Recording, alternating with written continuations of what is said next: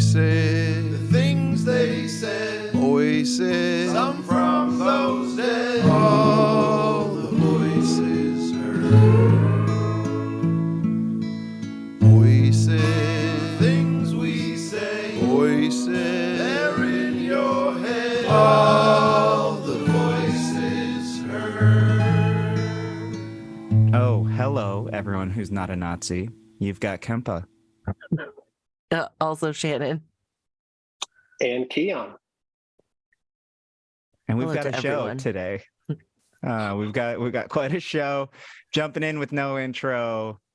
But before we do, we love the work that we do. If you love the work that we do too, even if you're a Nazi, you can hop onto patreon.com/voicesrivercity. And for as little as $5 a month, you can get that premium content.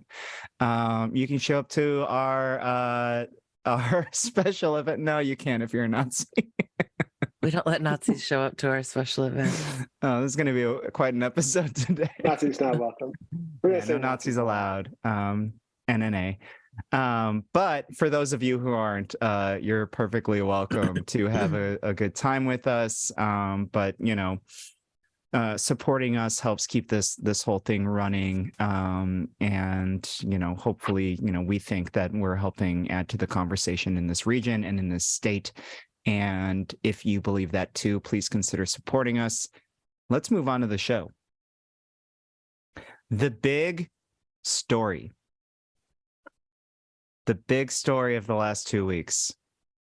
It has been an inauspicious beginning for Sacramento's decorum officer. I really thought that with Mindy at the helm, things were going to be different, I thought Mindy Cuppy was a Nazi slayer. I thought I had high hopes. I was prepared for like pepper spray and other forms of ouch. Yeah, less lethal means of getting them out of the chambers. Yeah, decorum officer Mindy Cuppy is outfitted with less than lethal items to help keep Mayor Steinberg happy. I will tell you, a mute button is pretty less than lethal. She's also, I will say, she's quick with that. She's a quick draw with that. Man, she ain't fucking around. She hit you hard this week, man. Yeah, she did. Oh my God. Keon, you still had 3 seconds when she cut you off. I was watching the clock. So, Mindy, we would like to reclaim Keon's time. Oh, yes, he has 3 more seconds. Yep. So, for folks who don't know, this entire episode is going to be discussing what to do when the Nazis come to play in your in the people's building, right? And kind of where we are in that in our region. We're having a little fun on this because it's the city recently passed this resolution to make our city clerk what is quote unquote the decorum officer, which is the funniest and most ridiculous thing on earth. And as that happens, of course, one of the weirdest and most challenging things comes up as far as decorum goes within those halls.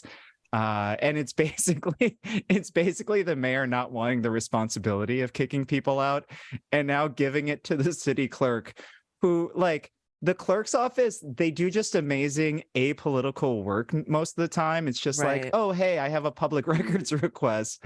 I love the clerk's office as a person who does public records requests. And this really complicates things for me personally. Really? I would love to know how they go with that, like with the public records stuff, because wow. They're just like, oh, there goes Kempa again. Let's get him his shit. Yeah, but now it's like, how do you not lambast this bullshit? I mean, I feel like the decorum officer thing is like, let's contextualize that decision, that vote, or whatever the fuck you want to call it. The mayor was having an incredibly difficult time being told that he wasn't doing his job and was frustrated by what many people on the dais, this group who many people on the dais call the advocates or the activists. Mhm. Yes. Folks who Because are activists showing there. up. If only they Showing called them up the to advocates. Yeah, the advocates. I mean, these are folks who are showing up to, to agitate, to make noise, like for issues that are valid, right? And so the mayor is like, he doesn't like that because one, he doesn't like swearing. He doesn't like people telling him that he's an asshole. He doesn't like to be told that he doesn't care enough, all of this. And so he can't control the crowd. This is a guy who begs for compliance at every turn. And you're not going to get passionate people to just stop talking because you're uncomfortable with the volume or the words that they choose to use. And so he's like, how can I not be the bad guy in this situation? I know I am going to create a position called the decorum officer, and I'm going to give it to the one person who says the least at these meetings and who is really just trying to keep track of shit because that's her Trying to fucking job. do her job. She is just trying to do her goddamn job and take the fucking minutes and make sure everything is happening as it should. Call in roll for votes. But now, Mindy, you have to be the one. Officer be- Cuppy.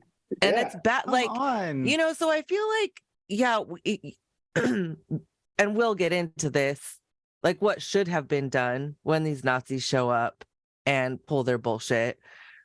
But it's not like all the way Mindy's fault, right? Like she's just doing her No. fucking No. job. I mean, And we and it sucks.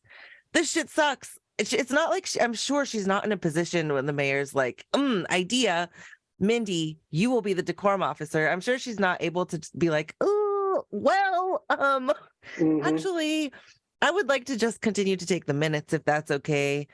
I suspect that it was like, yo, Mindy, you're going to do this thing. And everyone gets on Team Daryl. I don't Yeah. know. I wish to be a fly on that wall. I mean, honestly, to be a fly on that wall at any time during any of the conversations over the last 2 years. True. Oh my God, yeah, that would be amazing. Because I mean,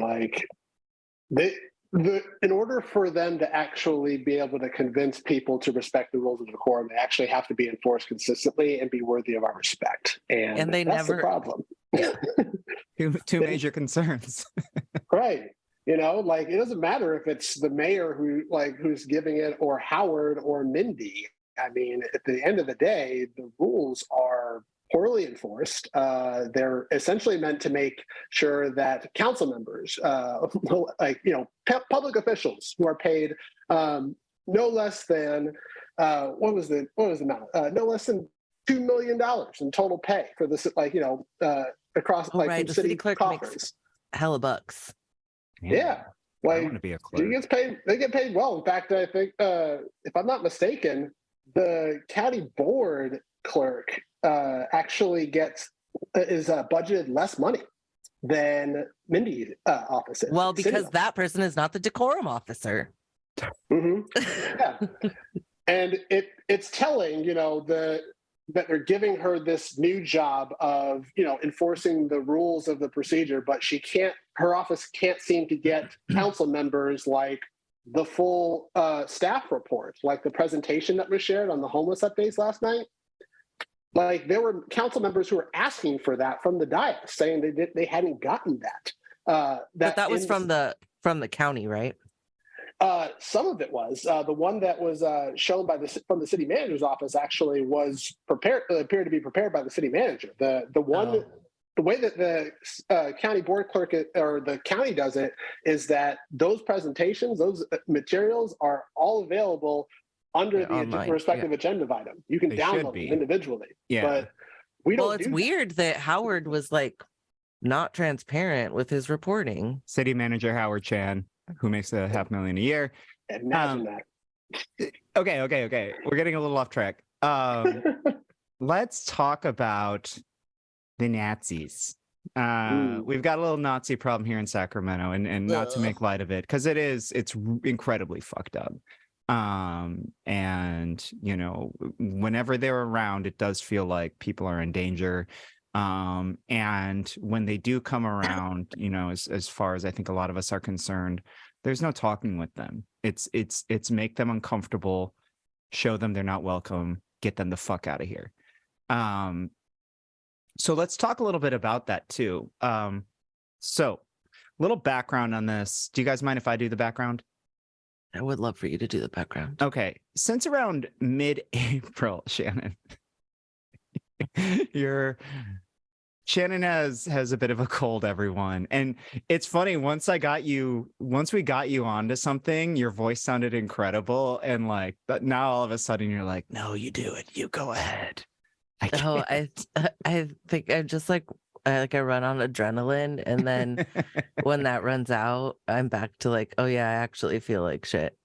All right, so it's gonna be a roller coaster of Shannon's voice. I can't wait. I'm really pumped for this episode now. So I'll pick up the football on that.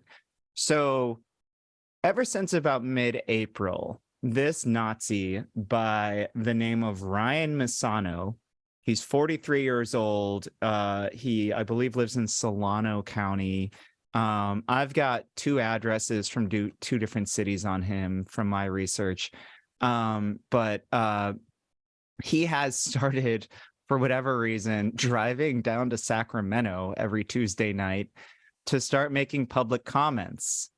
And basically in his public comments, he doesn't even address, he usually does 2 comments, one on an item that's on the agenda, and he just disregards the item and goes off on a rant against Jewish people and uses a lot of tropes and claims they own all the banks in the world and blah, blah, blah. It's just very ugly shit. And then he'll go on items not on the agenda, which obviously that item is never on the agenda, and kind of spouts the same bullshit. This is particularly, I think, galling in our city because our mayor is a Jewish man. And as I learned just the other day, actually, our District 1 council member is Jewish as well, Councilmember Kaplan. And so week in and week out, they have had to deal with this vitriol, this bile from this worm-looking piece of shit from Solano County who doesn't even go here. And really, I think folks have started to take notice, I think, once week 3, week 4 of this was going on. We discussed it on the show last week, this is all happening concurrently with a number of community activists who we really like, coming out and trying to hold council's feet to the fire on a number of issues, but including their approaches, their very draconian approaches to homelessness. And we're seeing them get very angry at this guy, obviously, because this guy's a fucking anti-Semite. And in as much as we are not happy with how much of city council is comporting themselves on issues of homelessness and housing and so many other humanitarian issues, it doesn't allow for any fucking Nazi to come in and start spouting that shit at our council members, especially when they are of a historical class that has been put upon, and so many horrible things have happened to their ancestors. We can't allow that to happen. And obviously we've seen these demonstrators who are, yes, angry at city council for all these things, turn around and say, no, that's not welcome here. That's kind of where this has come up to leading into this week. Am I missing anything? No, I think you nailed it right on there. I mean, the thing, this has been one of the few unifying issues, that you can get from both from the dais and off the dais. that people have been coming around to. And yeah, this guy has nothing of like intelligence really to offer. I mean, essentially, he's Really? I heard him say he read 7,000 books on 7,000 World War books. II. I heard him in the chambers try to say that he's read 7,000 pages of the Federalist Papers. I'm like, wait, what? The Federalist Papers are only there are only 85 essays, dude. Like, there's not nearly that many. Has he been doing Federalist Paper fanfic? What is? I mean, who knows like what exactly he's been reading, but he's basically just cherry picking things from history to to essentially make excuses for why, white people deserve everything that they have earned over the last 230 plus years, under a doctrine of white supremacy that was rooted within human slavery. But either way, I mean, the goal for this dude has been with each item is to use our public meeting process. He can come from outside of the county. He doesn't even have to be a city or county resident to just come in and use the public meeting as a platform to spew a bunch of white supremacist, hateful rhetoric against Jewish people and people of color. And the city plays into that every single time. In fact, they could the fact that he is able to just spout this stuff on random agenda items, especially things that are of real import for people, speaks volumes to how selective the city is in enforcing the rules of decorum. Because if folks remember from during the Stephon Clark uprisings, that is an aberration of decorum, isn't it? Yeah. They're people have done this in the past, and city council, particularly including the mayor, has been very particular of interrupting people of color who speak on issues that are not relevant to a particular agenda item, or stopping their comments and then having their time lost and not given back. But this guy, this white supremacist who is spouting hateful rhetoric that directly targets at least 2 council members, is allowed to speak on whatever item he wants, doesn't even have to touch on the item. And then when he gets interrupted, as he rightfully should, ends up getting more time added back onto it. Now it's happened twice, at least twice that I've noticed, where he's gotten an additional 30 seconds, which is more time than I or other people, other speakers, particularly speakers of color, have gotten in the past when we've been interrupted by council members violating their own rules of decorum. It's funny, and then they expect us to show respect for their decorum and their order when it's not the mayor giving it, it's not Howard giving it, it's the city clerk who is essentially there to help run the meeting. Yeah. Yeah, I think it's I mean, God, there's so much to unpack here, and my brain is not fully functioning. But one of the things I think that is the most frustrating about this is that this guy, this Nazi, shows up, and last week obviously creates, he does the thing where he takes the mic and is talking all of his fucking bullshit. And it's at that very time that Mindy is the decorum officer, right? Because that decision went into play the first week, and he's one of the first people that she has to decide what to do. Baptism, right? By fire for Mindy 100%.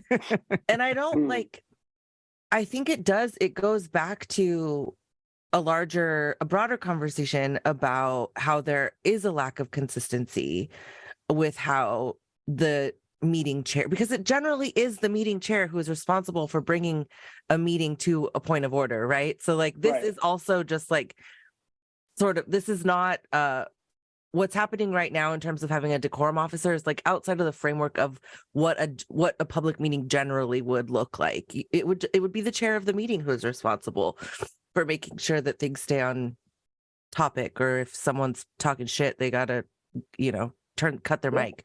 But Mindy is in this situation where just moments before, she's been appointed a decorum officer, and this guy who I suspect that she's probably maybe even a little bit scared of of him and what he could do. So she's like, here's your 30 seconds back. I'm not defending that decision. I think that's shitty, but folks who don't know, he spoke for 90 seconds. You get 2 minutes of comments, and 90 seconds in, he made some shitty anti-Semitic remark, and then everyone kind of erupted at him saying, fuck you, shut the fuck up.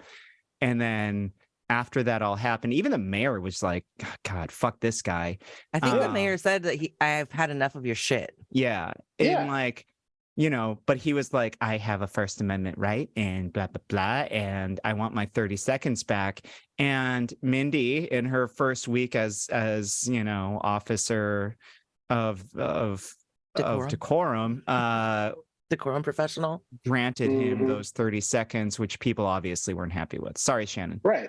No, yeah, and I think, you know, that's like, and we're just really stuck between a rock and a hard place in that situation, because you have this person who is newly appointed to do this thing that it seems is not super clear, because there is no consistency. There's no framework that they're using to keep the meeting in any sort of order.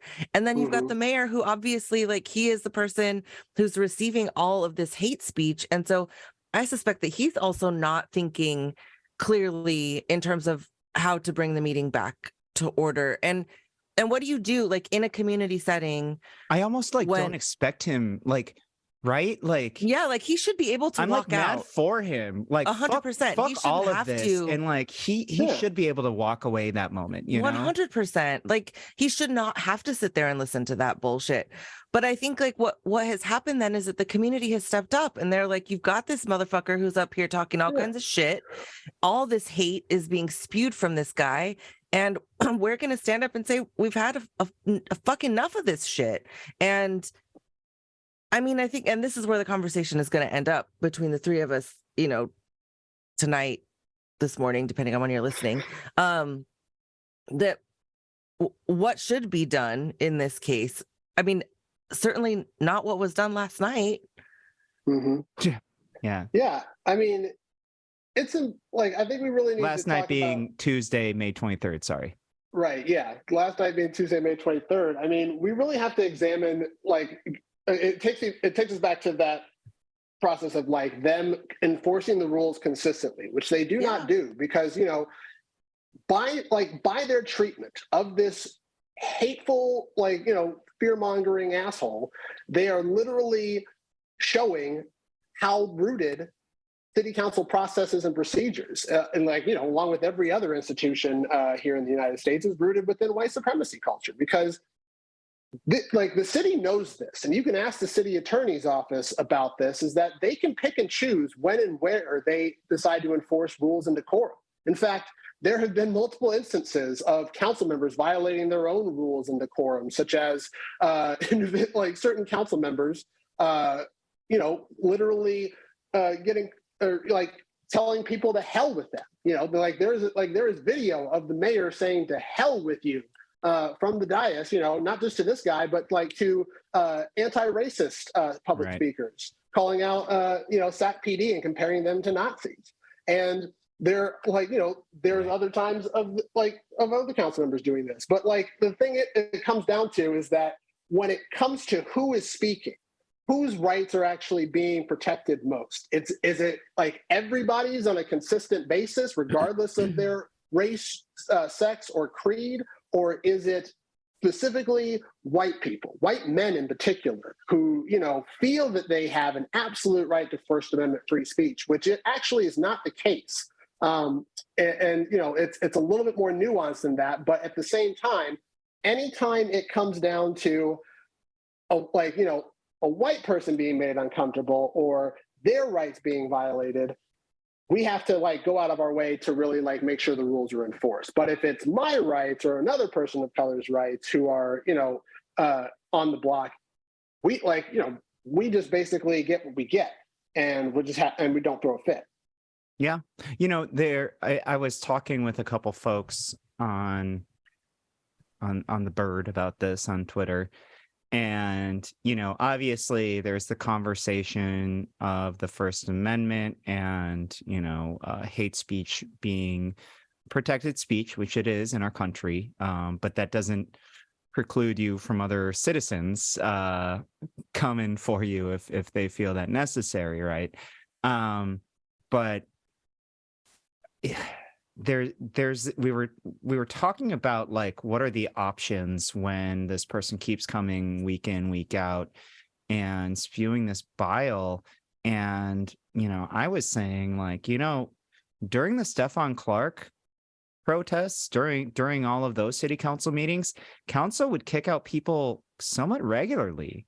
They would ban folks, and these were people of color. Yeah. Are they going to do this to this guy? Oh, no.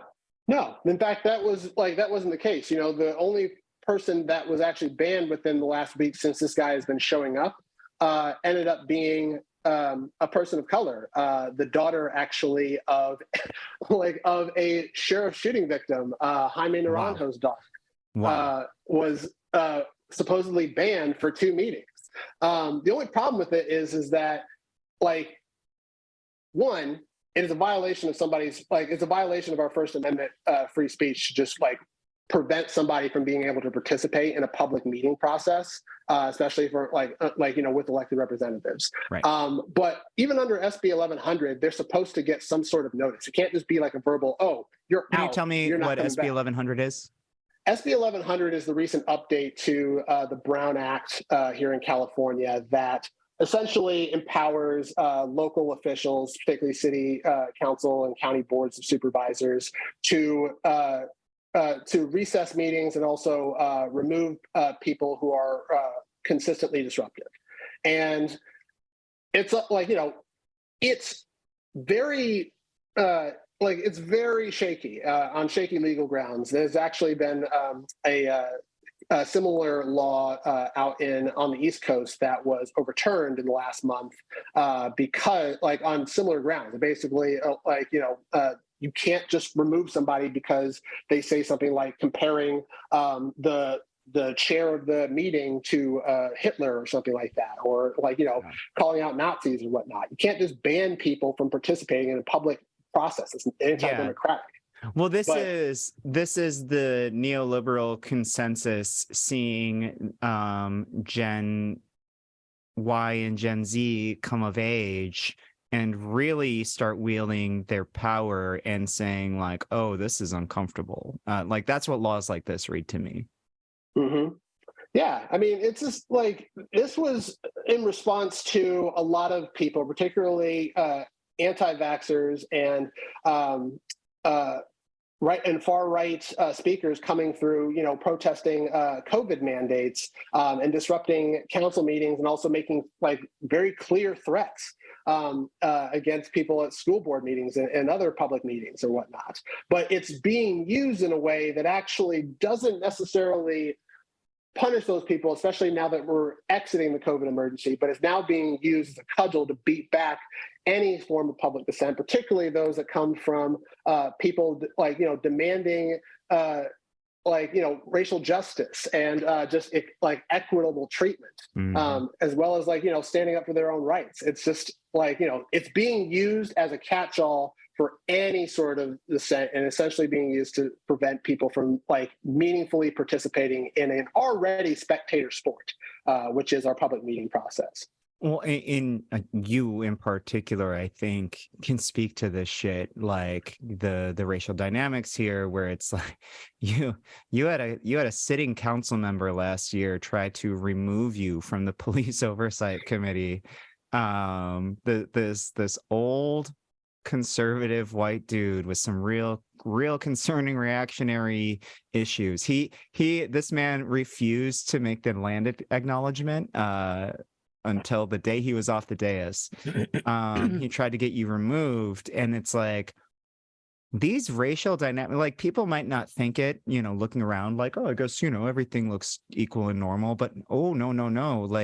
There is an incredibly, it's kind of in sharp relief when you actually do look at it, racial dynamic on who can do and say what when it comes to things that happen in City Hall. Right. I mean, it's so poorly enforced, and the way, like, trust people with their actions.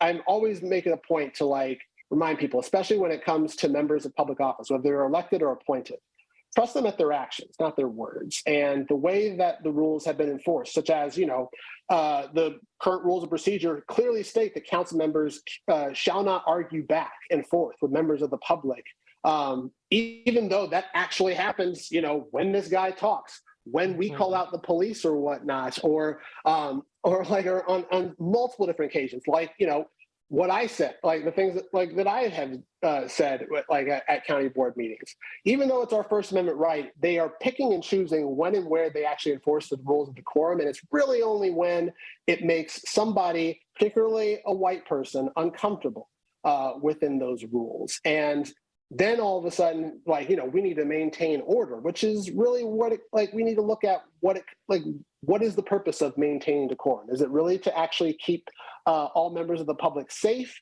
or is it intended essentially to allow certain people or protect certain people's sensibilities over the well-being and meaningful participation of everybody else? And that's ultimately what came down last night. Is there, it came to a head where this guy had invited 4 of his buddies, several of whom are known Proud Boys, one of whom apparently gave a Nazi salute as police, as they were calling for a recess, and then police officers, 25 by my counts, marched into the chamber and formed a line. Can I give a little background, because you're going to have all the background on what happened in the chambers, because I wasn't in there and I don't think she was either.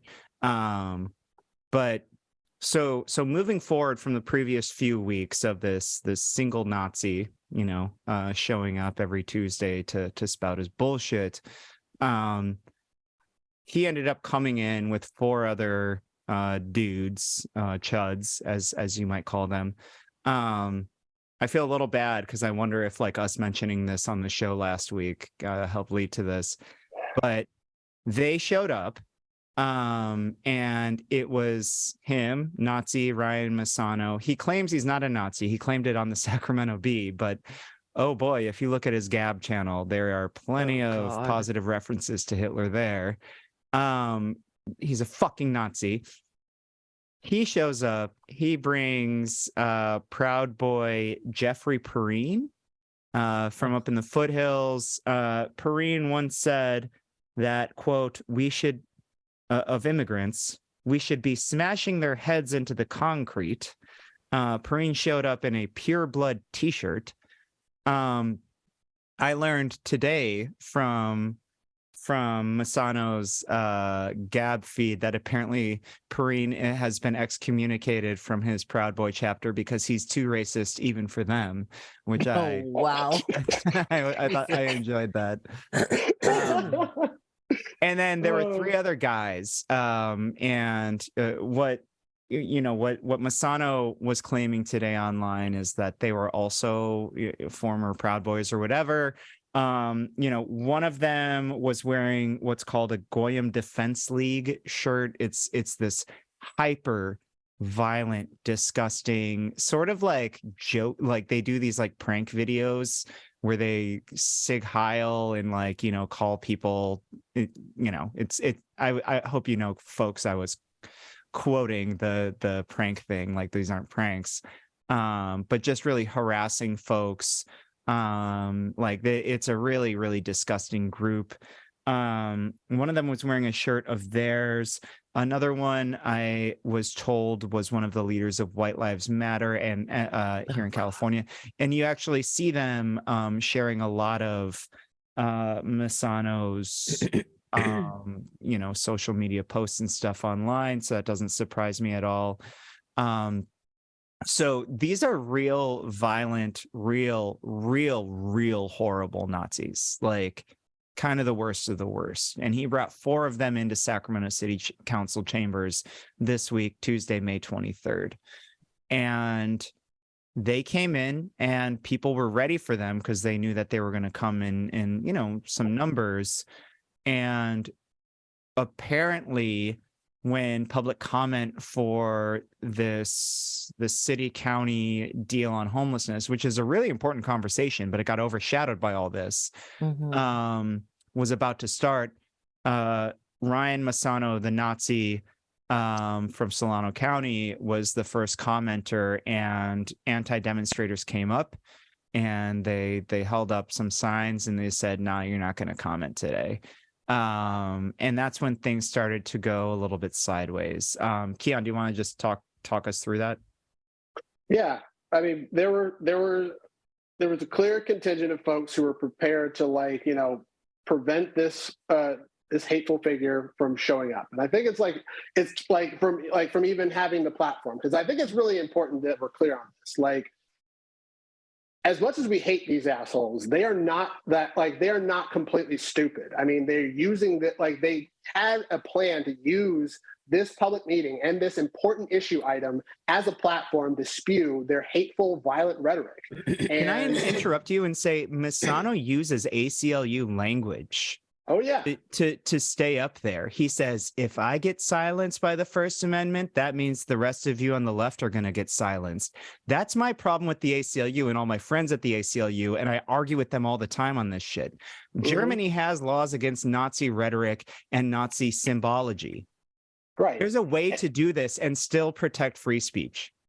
Yeah, and even they still use like own language. There are certain cases, you know, where there are limits and exceptions to the First Amendment, like things like Chaplinsky versus New Hampshire, where the court held that so-called fighting words, which you could easily consider like a lot of anti-Semitic and white supremacist language for the people that they are directly targeting, are fighting words. That one's been chipped away out the last few decades, but like I mean, I agree with that, but yeah. Yeah, no, you're not wrong. But I mean, like, it really is like a subjective matter that like is create a lot of contention, but they're using that language. Like it's a common tactic within fascism, which I don't even want to, like, I don't really like to call these assholes Nazis, because like that's giving them way more credit. They're Nazi wannabes essentially, and but they are fascist, and they're co-opting language. One of their hallmarks is to literally co-opt their language and say whatever they need to say to get even just a monicum of power. And like in the United States, a lot of it also being money. So they oftentimes make a lot of money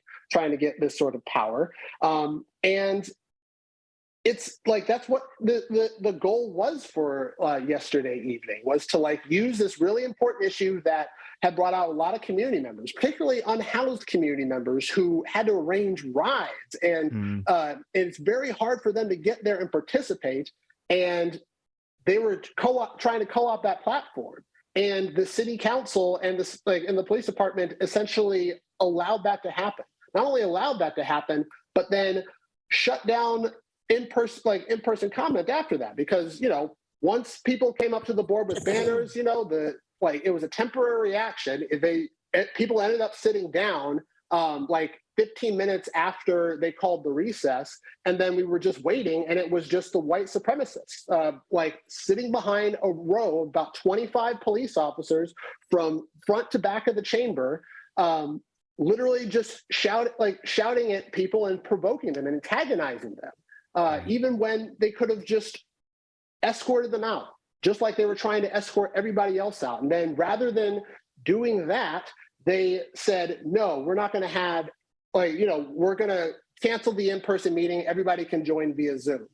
Great, except that prevented a number of people, particularly those unhoused residents who made the trip in and don't have reliable access to internet, don't have reliable access to Zoom, were essentially cut out from public participation. Right. And the city. So these Nazis succeeded by proxy in doing that.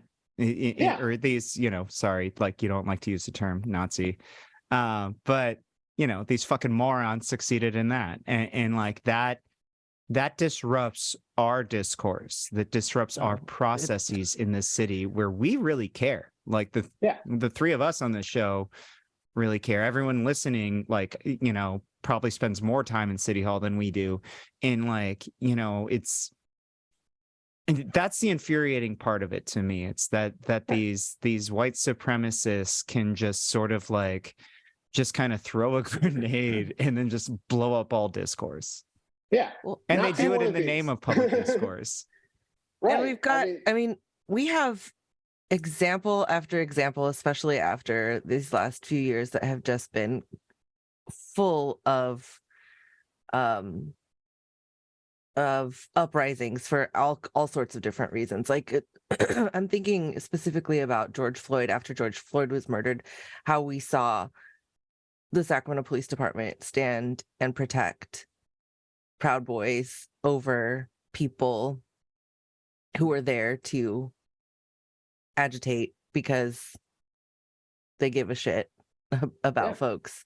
And the look last night from, I mean, I wasn't there. I was watching on television, and then I've watched back some of the footage that's been available online. The look last night is not good. It very much appears that the police were protecting the white supremacists over the people who were there trying to protect the community from all of that hate. And not only the community, but also protecting two members who sit on the dais who, should not have to listen to that shit. And I think I think the council really there's some reckoning to do around how they have tolerated a lot of shit for too long. And that pattern of tolerance has been observed, and it is now being taken advantage of by people who are utterly hateful, by the dregs of society. Yeah. And what you're saying about last night's conversation, this is a conversation that item 13 was an update on the status of sort of where things lie with the homeless crisis here in Sacramento. And lots of people had been waiting for that conversation. Even members of the council had been talking about how it was such a highly anticipated agenda item. And that conversation was not given its due, in my opinion. And the people were not given theirs because as a result of the decision to push everyone out of chambers, there was, as Keon has already been stated, but I'm going to say it again, voices were intentionally excluded while white supremacists were not made to feel as uncomfortable as they should feel in a public space while they're talking all their fucking bullshit. Mm-hmm. One thing I want to note too, when we're talking about, the issue of safety, and we should be concerned when city council members are targeted directly with hate speech and violent rhetoric, like has been spelled out, whether it's anti-Semitic or outright racist and white supremacist. We also have to look at how their safety is being prioritized even over their own constituents' safety. Because at the end of the day, let's look at the security measures that city council members enjoy versus other members of the public. One, there is a metal detector outside of City Hall chambers that prevents anybody with a weapon from approaching the chamber doors. And then within the chambers, there are no less than 4 armed police officers at every corner of the room, ready to shoot somebody if somebody even attempts to charge that day. And oftentimes they'll even, you can see them sometimes just walking up to move the divider between the podium and the central dais area, and between in the chamber from being bum rushed, which rarely if ever has happened. But at the end of the day, you hear council members who are directly targeted by that speech, exclaiming that they didn't feel safe. Imagine how people of color like me felt, having to be subjected to that shit on a daily basis. Or imagine just seeing people, people. There was a trans Jewish woman putting her body on the line out there. At least one that I saw. And there were no cops between her and them. Right. And it also did not appear that there was any sort of even motivation to protect the public, right? It was the cops until the thing that initiated the cops moving toward the public in chambers was the community standing up and saying, fuck this shit, you're not going to come up here and take the mic. And that is what triggered the response from the police. Not that you had 4 white supremacists sitting in the back of chambers that were like easily fucking identifiable. One, because this guy has been showing up at the meeting for week after week, but also because they're clearly wearing shit that identifies them as white supremacists. Like, why can't we just have a rule in place that white supremacists don't get to come to city council? Like, I mean, I feel like that's not. Well, that, yeah, I asking actually too much. I think that's a really good lead in hate speech isn't welcome. To the end of this conversation, where hate speech, and the U.S. is a country where hate speech is federally protected speech, which means you can use hate speech just about anywhere.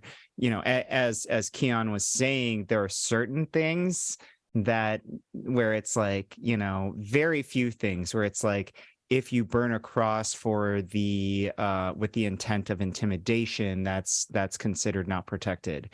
If you use fighting words or incitement, that's not protected. But that stuff is more and more we have seen with rulings. It's very, very specific, where it has to be like, you go kill or go hurt that person, where it's like, it's very hard to prove that.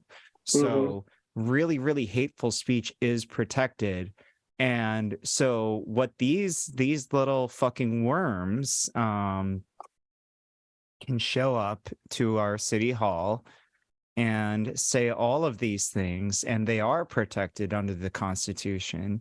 And that does make us ask, what is the recourse on two sides? One, on the side of the community, and two, on the side of the people on the other side of the dais. And then also I would like to get into the paradox of tolerance, if we have a moment to do that after the fact. But Keon, you had something to say. Yeah, I think this is a really important conversation. Is going to have a lot of layers, and that we actually need to work out here as a nation, given that, we're talking about first, an amendment, a constitutional amendment, and constitutional rights that were inserted into a property rights document as an afterthought. And because that founding document, those constitutional rights, failed to define who is a person worthy of protection, literally since the beginning, the founding of this country, every level of government, including from the framers period, the founding fathers to today, had used to essentially cut out and refuse to recognize the basic humanity and personhood rights of the vast majority of people, particularly women and Black, Indigenous people of color, and other communities of color. And I think beyond just the free speech, because one thing that we oftentimes talk about, that even Nazi wannabes and fascist white supremacists have a right to say their hate speech or whatnot under the First Amendment. That doesn't preclude our right to criticize them or interrupt them, and especially when they can still talk and say their shit, while being heckled. Nothing is actually preventing them in there. You can still hear their audio as they're talking, but that doesn't preclude them from being interrupted by members of the public who take offense to them. Precisely. So the First Amendment is about the state stopping you from speaking about X, Y, or Z. It doesn't stop other people from pushing back on you verbally, right? Otherwise, yes, it does. I mean, there's assault laws and all that, but as far as whatever, but as far as speaking back to somebody, no, you can, and you can say, this is ugly, this is bad, I reject this. Now we do have, I hate to put you on the spot, decorum officer Mindy Cuppy, but we do have this situation now where she can determine, does she give you extra time or not, if the community says no to you. And she doesn't have to. She doesn't. That is some whack ass shit. Man, I don't know. I've got some real empathy for Mindy there, because I think that same. it's I think she really got dealt a fucked up hand of cards. And really, honestly, like, what I want to see is just, I mean, I don't want to see like an item on the agenda for this, because I think it could get really like annoying and drawn out in a way that is shitty. But I would love to see just some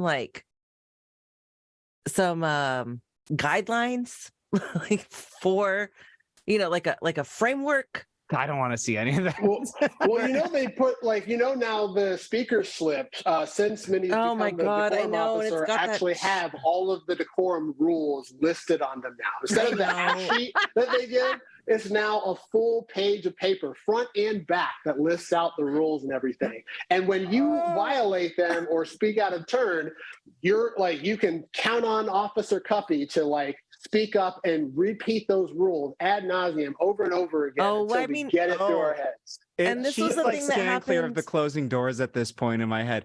There was when somebody, I think Daryl, like during this last meeting, was like saying, to friend of the show, Nikki, like, has Nikki heard? Does she know the like? I think Nikki can you knows. read that to Nikki? Yes. And that was the funniest fucking shit to me. It's like, Nick, listen, bro, we all know the rules. Like, yeah. I guess I don't want to see I don't want to see guidelines. You're right. I don't want to see guidelines. What I want to see is a fucking city council that gives a shit about people and is not going to allow hate speech in chambers. Like, it's not that fucking much to ask. But the problem is that they have created this framework where, depending on the day, you never know who is going to be okay to say what and who's going to get kicked out, except you kind of do, because if they're not white, they're probably gonna or housed or how then they're gonna be told anyway. I think like the bottom line here is like, this isn't what we're talking about, is not rules of decorum. We are talking about what happens when our public spaces are interrupted with hate speech, and when people's physical, mental, and emotional health is put on the line because of hate speech. Like, this goes beyond decorum. This is about the well-being of the people, including the people who sit on the dais, including the officer of decorum, right? Like, I don't think it's too much to ask that we say, like, Ryan, whatever the fuck, like, you have shown up multiple times and are clearly not contributing to this public meeting on agenda items, and therefore you are no longer welcome to speak. I mean, that would be something, right? Yeah, we got to find the right way to do that legally, though. Yeah, right. I mean, yeah, and here's the thing, like, Patreon ain't paying us enough to figure that out. So yeah. So that's what I was going to bring up. There's this whole thing, brought up by this guy, Karl Popper, called the paradox of tolerance, right? And the discussion is on, in a country that has somewhat purist views on free speech, like the US actually kind of does in many ways. The marketplace of ideas, right? We're trying to fucking make capitalism go into our discourse principles as well. The idea being that when you are tolerant of every single viewpoint, the concern is that if you're tolerant of viewpoints that are intolerant and that refuse other viewpoints, that they will eventually take over and they will refuse any other viewpoint of being a part of the public sphere again, right? I mean, it's the classic fascist takeover scenario, right? It's Nazi Germany, it's fascist Italy, it's sorry, there's a loud noise outside. Olive got scared. It's Franco's Spain, right? I mean, this is how it all happened. And we are in this space, and we say it every once in a while, and I increasingly believe it, where in this country, the neoliberal experiment is failed. It was working for a long time, since the 50s, because we were able to keep this facade of a lower middle class and a middle class, upper middle class, because we were just pillaging from countries externally, and everyone was doing well here. But now that's starting to fall apart, and we're seeing that capitalism, the contradictions of capitalism, that it's not working here, and people's material conditions are getting worse. Sorry if I'm getting a little ranty here, but what I'm trying to say is that as that falls apart, it will fall down along two sides: socialism or barbarism. And this sort of Nazi rhetoric, this sort of nationalist rhetoric that we're seeing from folks like that, that's the barbarous rhetoric. And that's where, in my opinion, we're in real danger. And there is no, and I've been disabused of this. I used to be a First Amendment purist. The more I've just looked around and saw what was happening, the more I was like, oh no, I've been totally wrong. And everything I was taught in grad school was totally incorrect. Nazis aren't here to have a conversation. They're here to take power. And if you don't fight them back, they're going to continue to take ground. And the neoliberals, on the dais and, within our city, will continue to try and be like, oh, well, we should give them their 2 minutes or whatever. No. In my opinion, we make them feel incredibly unwelcome, and we make them disappear from the city. Mm-hmm. That's kind of where I am on it. Sorry, I went on a rant. I think it's important context to really bring into the conversation, because I feel as though when we're talking about needing to be tolerant of multiple views, or the paradox of the tolerance, what we're seeing right now is in this neoliberal failed experiment to toe that balance, we're essentially assuming that every speaker in the public space is coming into that space on equal footing, that we're that there is any semblance of equality, which we who have lived here and born and die here in the United States all know all too well. We have never once existed on an equal footing between people different races, different sexes, or different classes. And by pretending as though enforcing the rules as if we essentially are giving weighted advantage. That's that institutional advantage that comes from being on the dominant tier of this hierarchy that that is currently in collapse, in my opinion. And that's why it's so infuriating to see people like this guy. I don't even want to say his name, because honestly, he's this is the whole point of it. He wants I said it way too much, and I apologize, wants to talk about it. No, it's it is what it is. It's that's the whole goal for them, especially for fascists, because they will say and do whatever they need to do, whether that's getting good publicity or bad publicity, in order to get a platform to spew their rhetoric on, right, and move forward. But at the end of the day, they enjoy this institutional advantage where they are prioritized within the enforcement of the rules, even at everybody else's expense. And that's going to that's ultimately what ended up turning out. We're trying to curry favor to this dude without actually giving any weight to that. What the city could just do, if they wanted people to show more respect for their rules or their authority, would be to just pick and choose, as they've been doing. If they're going to pick and choose when the rules are enforced, do it consistently. In a way, by letting people interrupt and heckle that asshole until his time is done. Don't give him extra time. Don't let him continue to go off topic when everybody else is held to the same standard of topic. Let people heckle him as as is our First Amendment right? But we don't actually do that. Like, we will use tools of the state to violently enforce the rules to protect this one individual, even when it comes at the expense of everybody else in the public, which is what ended up happening. In order to protect this one person's First Amendment speech, we had to violate more than 24 others. Actually, like, according to Councilmember Sean Lowey, it was like there were 70 people waiting in the comment queue to speak on this one item.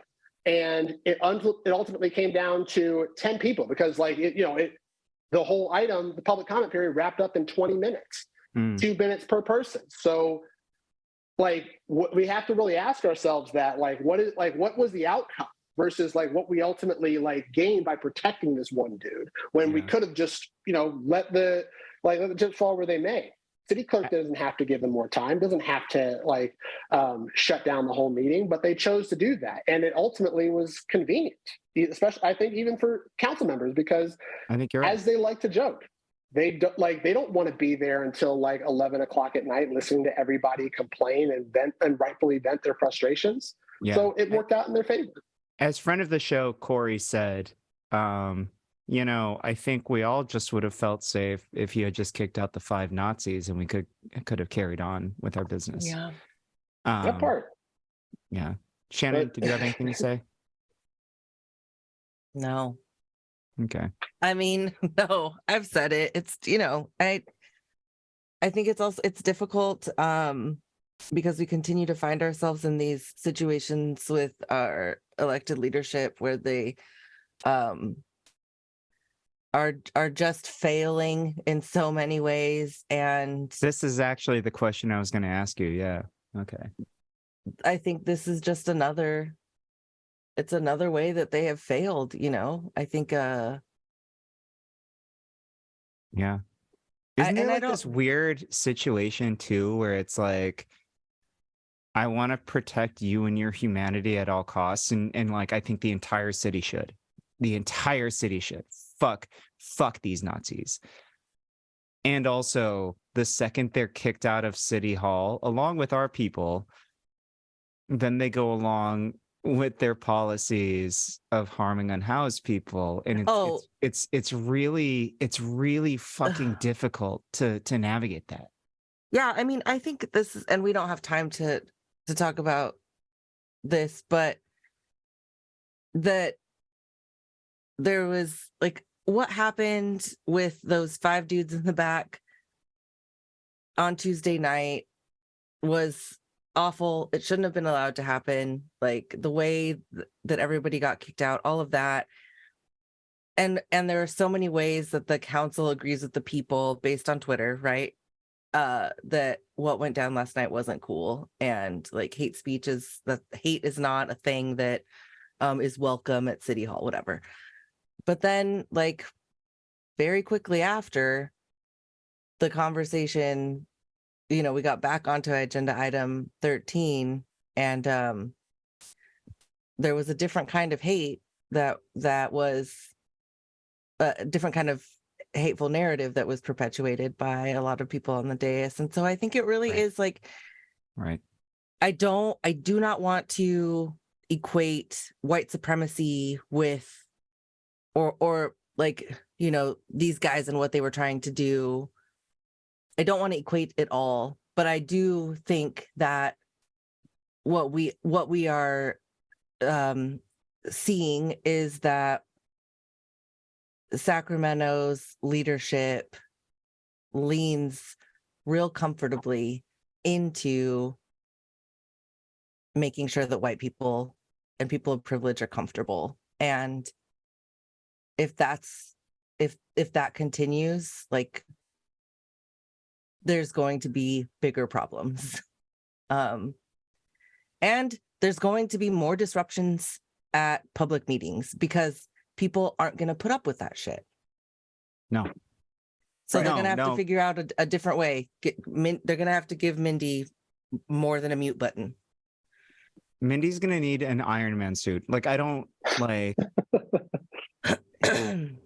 Yeah, Yeah. and it's not They've like given her an impossible role. They really I mean, have. it is an impossible role. It's an impossible role. And also, like, I think there's that part of like when I talk about the empathy that comes into play for Mindy, it's also that like, man, she got fucked real hard because this shit, like, there has been inconsistency after inconsistency in the way that decorum has been achieved on, at council. And then the minute like things start to get like real buck wild, they're like, Mindy, take over. Calling Mindy.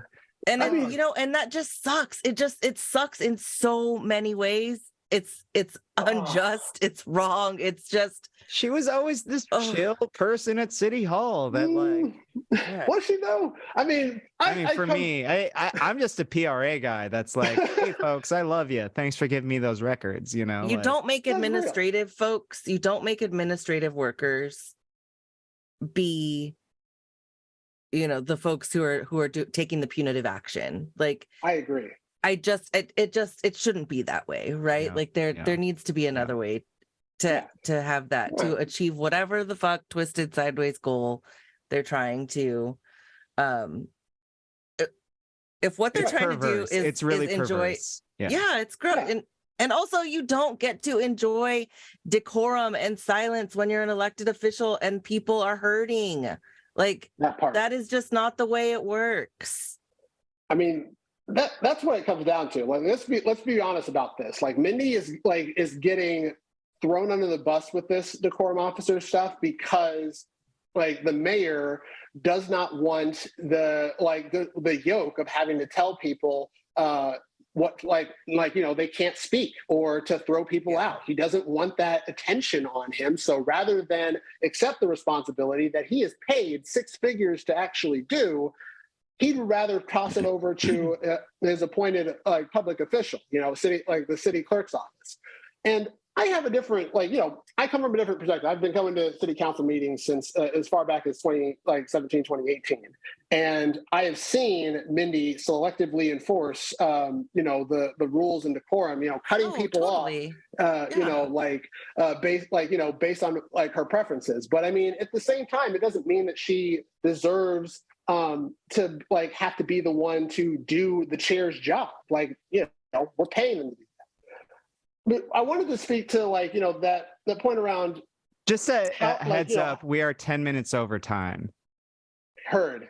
I hear that, actually. My bad. I mean, like, we could have a whole conversation around like how could we make allow it or create an environment that actually welcomes people and makes it less likely for them to speak up and constantly overturn the rules of decorum and disrupt the order. It's simply by treating people with respect. And I've been trying to tell the city council and Mindy that for weeks now, if not months. And,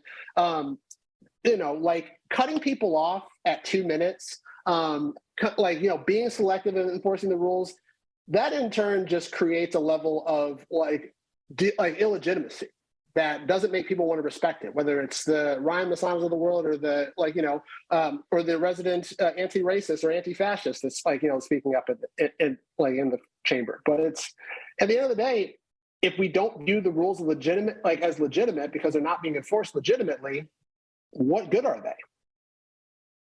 Yeah, totally. All right, Shannon, anything to add to this? No, the last time you asked me that, I talked for too long. Isn't that how that works? It's funny. I was like, oh, we can make it super tight and short today, but no, that wasn't fucking happening.